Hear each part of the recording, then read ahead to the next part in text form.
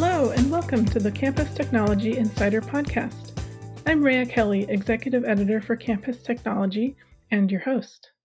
The fall semester is beginning, and we are finally starting to see reopening plans play out at colleges and universities across the country. Of particular interest are those that are pursuing an in-person campus experience. Will students comply with social distancing measures? Can the inevitable COVID-19 cases be managed and contained?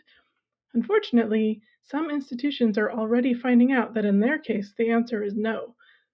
The University of North Carolina at Chapel Hill, for example, was the first to switch back to fully online after just 1 week of on-campus classes and a growing number of COVID-19 clusters. For this episode of the podcast, I wanted to find out how the pandemic decision-making process works.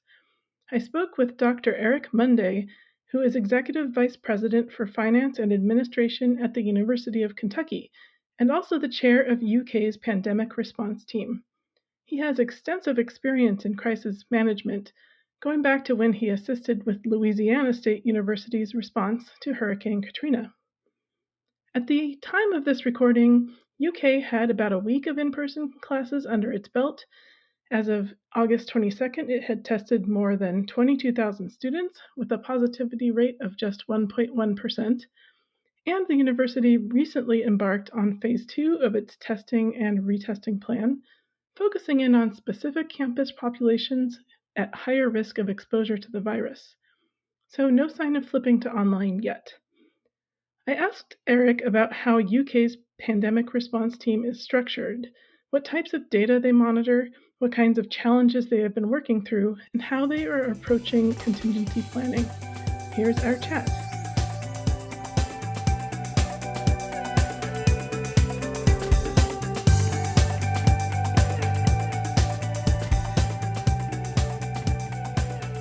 Eric, welcome to the podcast.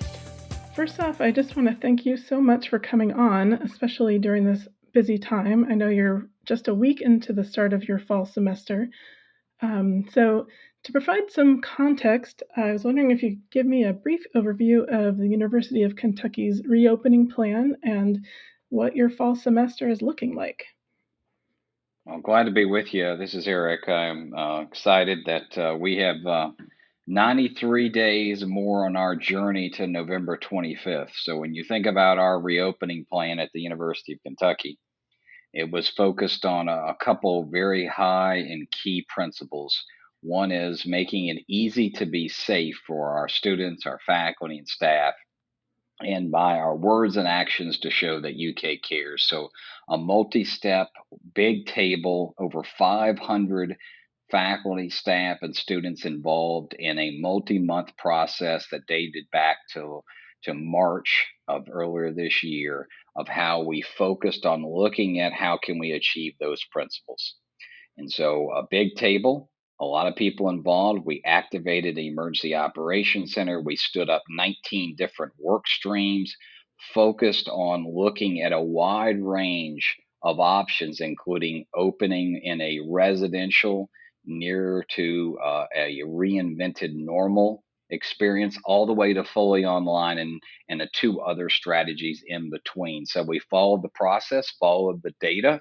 We brought in other groups like our healthcare colleges, and led by our dean of the College of Medicine, Dean Bob DiPaolo, who started something called the START group for us that integrated in to the Emergency Operations Center and provided guidance and support ultimately to the president to make the decision that we believed we could achieve those principles, and that we were going to be able to open in a reinvented normal based on a residential experience, and with various safety strategies and protocols best positioned for us to move through the fall semester. So I guess I have to ask the burning question, we've been seeing in the news large universities like UNC Chapel Hill switching to remote learning after just 1 week of in-person classes. And I know every university is different, but how does that impact your pandemic response planning? And we're looking on our daily basis at various indicators, and we made a decision based on advice and counsel from that START team to have a baseline test of all student members of our community. So we're nearly complete of that first testing regimen for our students. We're seeing a positivity rate of about 1 or 1.1%. Additionally, about a week and a half in, we heard from a number of our faculty and staff who said we would like to get tested as well. So we made an adjustment, and that's what you have to do in incident response and incident planning. We made an adjustment, and we've tested nearly 1,000 of our faculty and staff. The positivity rate for our faculty staff is even much lower than our students. Out of nearly 1,000, about 3 positive tests. So we're aware of those other institutions, but every institution's different. Every state environment's different. Every locality is different. So we're looking at Kentucky statistics. We're looking at more local statistics to Lexington, Kentucky, where we are. We're looking at our healthcare engines on the campus and our multiple hospitals to understand where we are on capacity and PPE. We're looking at our positivity rate. We're looking at our contact tracing strategy. We're looking at all of those things as we work to achieve those principles I shared earlier. Mm-hmm. Could you share what, the specific factors would lead you to close the campus? There's a number of indicators we look at. We do not use the word triggers. We do not have a defined if X means Y. So we're looking at positivity rate in and around ourselves. We're looking at positivity rate on the campus. We're looking at number of beds and bed capacity in our healthcare engine. We're looking at PPE. We're looking at our ability to isolate within our isolation facilities and nearly 200 beds that we have set aside for isolation on the campus. We're looking at our contact tracing component through our health core, a group of approximately 15 people that are focused every day, 7 days a week, on serving our students who test positive or are contact traced, and a couple other factors. But those are the key indicators that we're looking at on a daily basis. Mm-hmm. So you mentioned you have a 500 member pandemic response team. Could you share the origins of that team and sort of how it works? Sure. When we think about incidents, and some of us who have been involved at the university have been in various other incident responses, whether it's a weather event, whether it was an emergency event, whether it's some type of criminal event that happened in and around campuses. Normally, you start with a core group. We call that the Emergency Operations Center. That EOC is approximately, it scales, but let's call it 10 to 15 members that have been meeting full time, 5 days a week, weekends when necessary, almost since March. And that group was the core, and then everything expanded. You expand your response based on the challenge. So as the challenge became more acute and became more serious, we stood up more and more teams. So we started with a couple work streams talking about housing and dining and course delivery. And then that is expanded to look at everything from legal to childcare issues to human resource issues to how we can serve our students from a student services standpoint, how we recruited the class for this fall from a enrollment management standpoint. So you expand based on the challenge. Well, this is an unprecedented challenge, I think, for most of us, maybe all of us. And so we continue to lean in to more equals better. Diversification of ideas is going to produce a better outcome. So how do we continue to have a big table, lean into our faculty, our staff, and our students, and adding representatives from the representative groups? Much appreciation to our University Senate, our Staff Senate, our Student Government Association for their involvement. And then we've over communicated. And one of the things that's one of our key principles as we think about response is finances come second. And so we're not making decisions based on a dollar. We're making decisions based on, can we do these things and make it easier to be safe? Can we focus, and how do we show by our actions and words that we care? And that's the frame. And we're going to do that while we over communicate and focus in on health and safety of all of our community members. With such a large team, and it seems like there's just a lot of moving parts, how do you prioritize your tasks? So the core group, that EOC, is where all of it's in the center, if you will. Let's call it the heart of the operation. And so there is a regular communication cycle where the leaders of those 19 work groups are interacting with the Emergency Operations Center at the most acute time on a daily call as we look at different times where we can mobilize up or mobilize down. That may go to every couple days.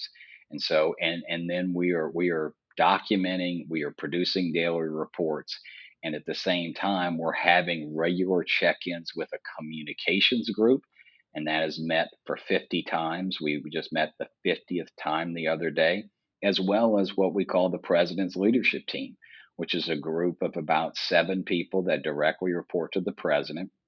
Along with the president, the EOC then moves information up beyond. If they can't make the decision, they'll push that to me as the one who's most responsible, working with them on a day to day basis. And then if that decision needs to rise to the level of the president's leadership team, we'll bring that to the president's leadership team, which is met as frequently as every day to as less frequent as twice a week since we've been mobilized fully in late March, early April. Can you share some of the specific challenges or like decisions that you've had to make along the way? Sure, I think in March is really where it was. We were moving so rapidly, and the information. A lot of us say every day, another day we get is another day of information. It's another day of data. It's another day we can be most informed about how to respond and how to best position us to not only overcome the pandemic, but to figure out ways to accelerate out of it as well.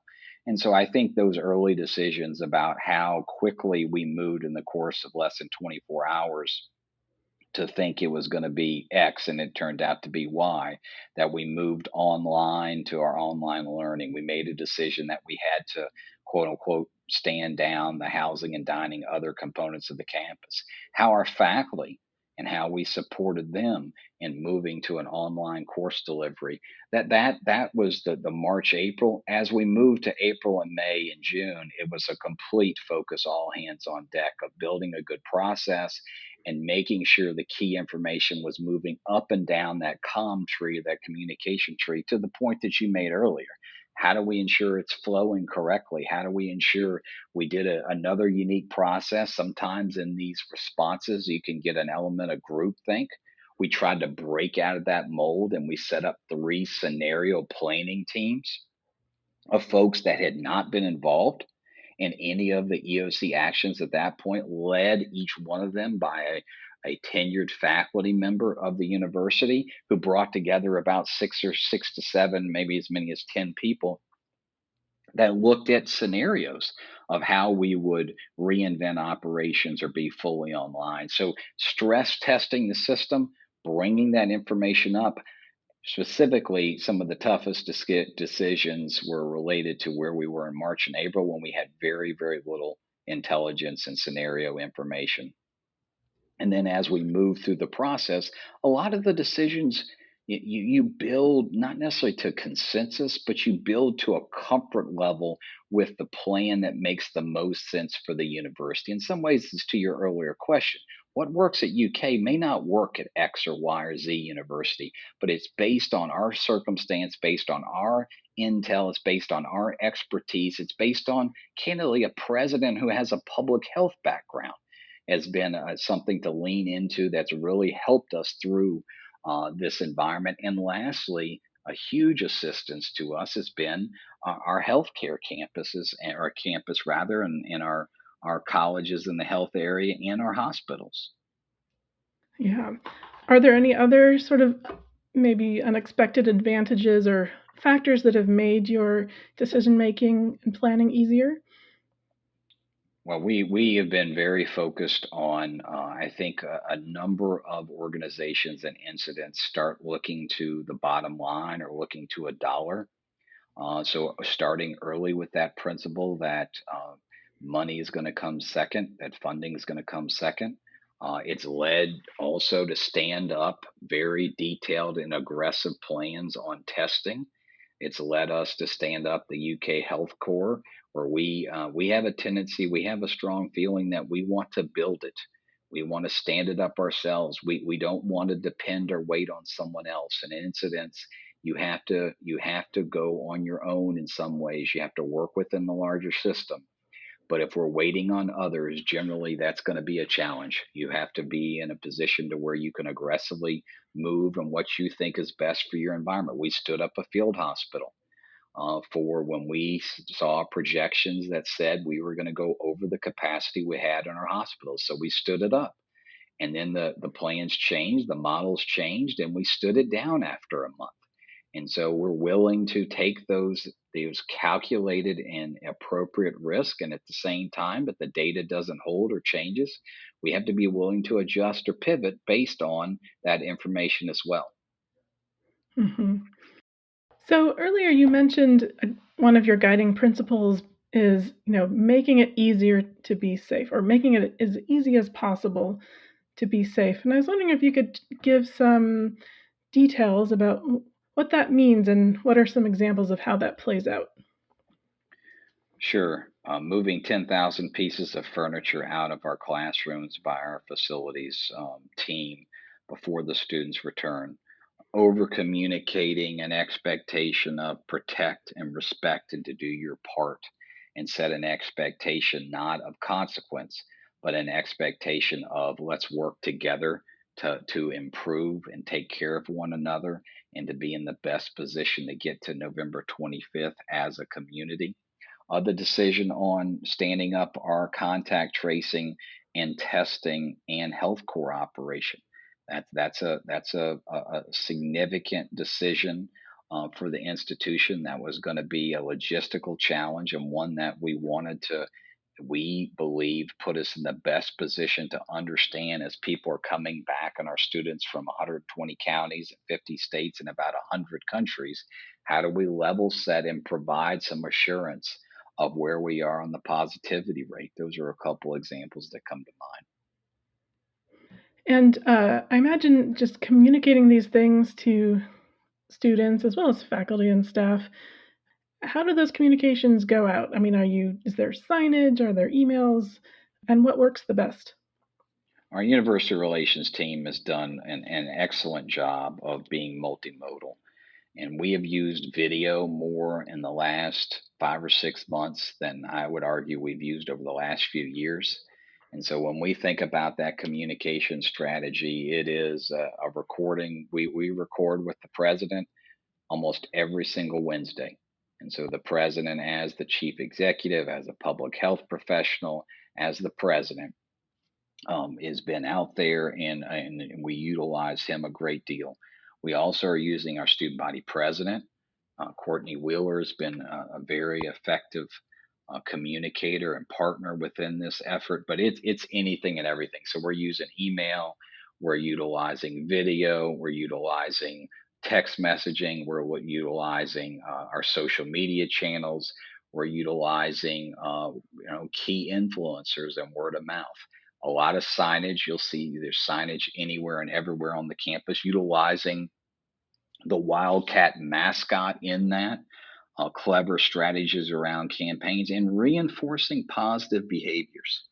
And so that is, of course, the four major calls we're asking is wear a mask and wash your hands and physical distance and daily screening. And that daily screening activity, every single student, faculty, and staff gets a communication every morning. And if they have not done it, they'll get one in the early afternoon.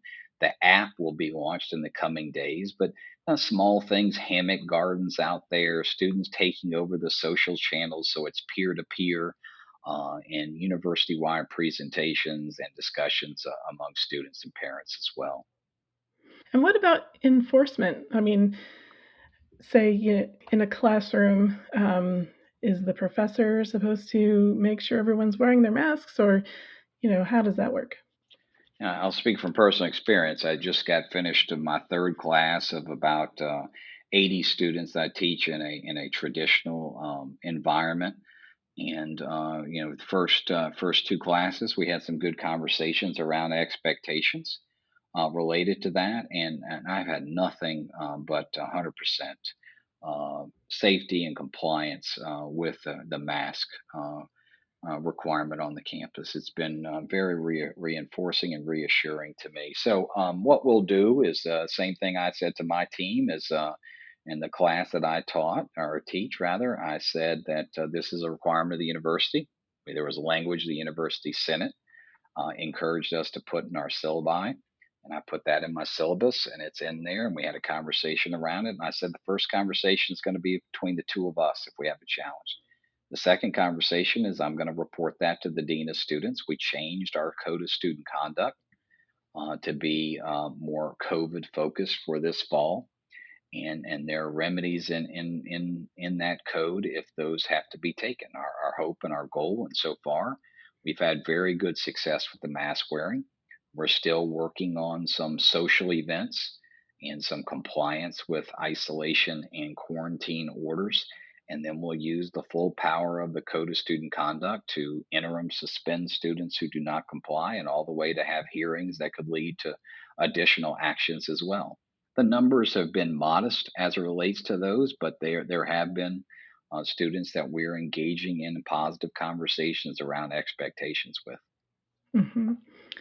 So you mentioned hammock gardens, which sounds intriguing. Could you talk more about how you're setting up the campus for more outdoor activities or learning spaces?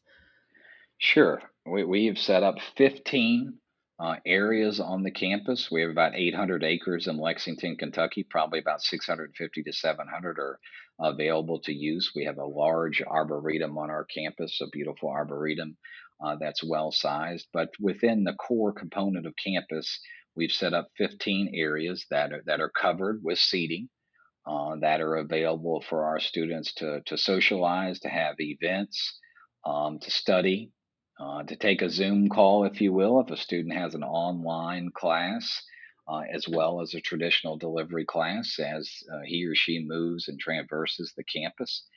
They're well utilized. The students have, and looking at them for programming space as well, utilizing the outdoors a lot more. We've had a couple outdoor movies where we set up the blankets that are 6 feet apart, provide them a canned Coke and as well as a thing of popcorn as they come in, and have some positive peers walking around to make sure we're doing what we need to do and we're physically distanced. And we're going to do more and more of that. But these zones, these 15 zones that we've set up throughout the campus, some make sense right there by the student center and but some are spread out throughout the campus environment as well. And so it's really cool to see how well utilized they are. Yeah. Well, you must still be engaged in contingency planning. Seems like that must be ongoing. Can you share what your approach to that is? Sure. Yeah, we have to stay on top of those indicators that you referenced in the beginning, as well as we have now. We've, especially with the startup of the semester, a 7:30 call every morning where we're checking in specifically with our emergency operations center and our health core, really focused in on our testing strategy, looking at our testing rates. You may have seen recently that we finished phase 1 of testing, and now we're already moving into phase 2. Phase 2 began yesterday, where we looked at the positivity rates of certain components of our community. We looked at our living learning programs. We looked at some of our residents who live with us outside of the LLPs. We looked at our fraternity and sorority life members and a number of other categories. And we saw a higher positivity rate in our fraternity and sorority life members. So starting yesterday, we started testing all of our students who are fraternity and sorority life members again. About 5,500 of our 31,000 students are being tested as we speak over the next couple of days to take a more focused look at that community and making sure that we are achieving those principles of easy to be safe and showing that UK cares. This is all at no cost to our students. The university is paying for those costs, and we'll manage those costs as we go through this process. And we're looking our eyes on phase 3. I had a conversation with the START team this morning. We're looking at some other strategies. We're meeting with some of our faculty who are doing some testing on wastewater and some grants and contracts. And so we're having a conversation about that, and that being an indicator of additional areas that we may need to test as we walk through the coming days. Do you have any advice for other universities who are working through these issues? Over communicate, have the right people around the table, and then if you're not sure, add others, and work it on a daily basis and process it in a big table environment. That those are things that we communicate when we visit with others. We've used this process now for other things. We're using it as we look at and as we attack and as we improve on our diversity, equity, and inclusion efforts on the campus. We're using a similar structure and model, different people, but similar structure and model to solve these gigantic challenges. And then this pandemic is one of them. And so you cannot say how important communication is. Having the right people at the table, lean into what you already have. Lean into the faculty that are doing the research. Lean into the faculty that are the experts when it comes to the pandemic or into virus containment strategies and so on. Lean into the health environment. If you have a health system, having that hospital and that health system is a critical component of our ability, and you have to structure in a way where information flows. And typically in higher education, we have a challenge where we set up a blue ribbon committee of 25 people or 20 people or 15 people based on position, and we produce the reports. That doesn't work. This has to be a living, breathing incident response system that can move and make decisions within hours rather than days or weeks. And that's the last bit of encouragement. It has to be a structure that can support differences of opinion and can support moving the information up to the president or the appropriate level of decision making and providing him or her with all the situational awareness so the best decision can be made, and then it can be implemented in the way the decision can be made in a very quick and timely manner. It's so interesting that you mentioned applying the same structure to other challenges. So once the pandemic is over, what parts of your system are going to carry on into a more general, I guess, sort of challenge management system?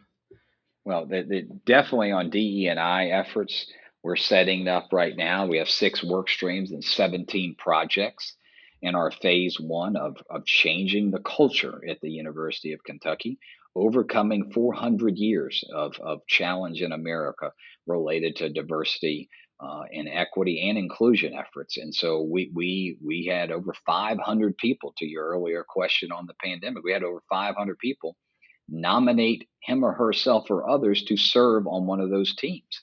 I would anticipate that other large goals and objectives of the university, we would look, it's not going to be the identical structure, but it's going to be a similar structure because we have proven, we believe that it works. It doesn't mean that we are 100% confident we're going to make it to November 25th.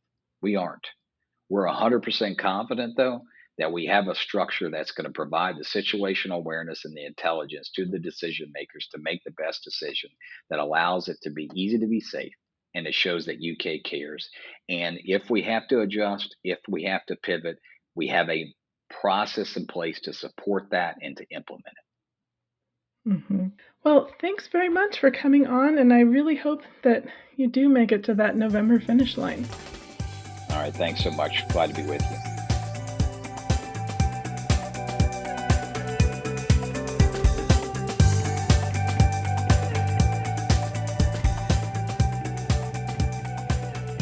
Thank you for joining us. I'm Rhea Kelly, and this was the Campus Technology Insider Podcast. You can find us on Apple Podcasts, Google Podcasts, Spotify, and Stitcher, or visit us online at campustechnology.com/podcast. Let us know what you think of the podcast or what you'd like to hear on future episodes. Until next time.